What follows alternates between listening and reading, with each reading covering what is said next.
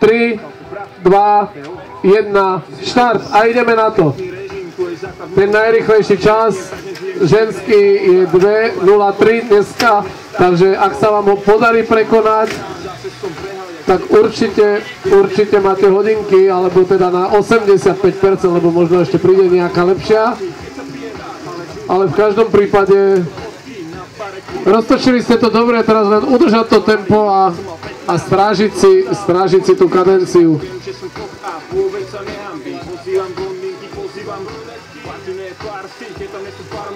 Veľmi dobre, pomaličky už máte teda určite tretinu za sebou obidve a ešte ste není ani na minúte, takže možno, že tú kadenciu si trošku upravte a uvidíme, či sa vám to podarí.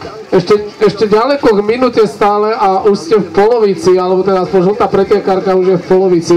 Čiže ak to udrží, tak je tam tá šanca atakovať ten najlepší ženský čas.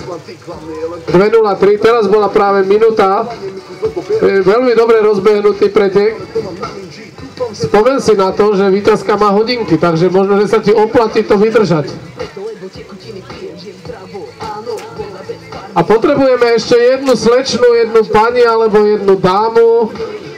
Máme tu, aby bola dvojica ideálne, takže jak je tu niekto, kto by si to chcel skúsiť, poď.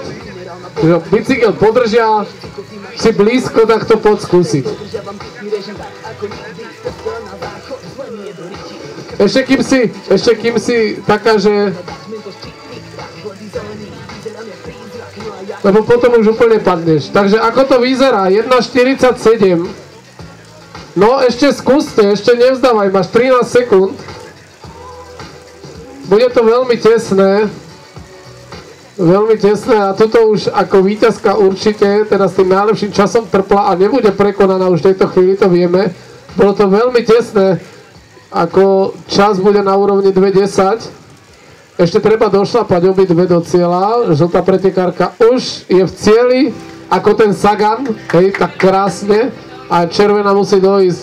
Ešte musíš točiť chvíľočku, jak sa ti dá. Asi nie. Nedá sa, takže to budem musieť ja dotočiť.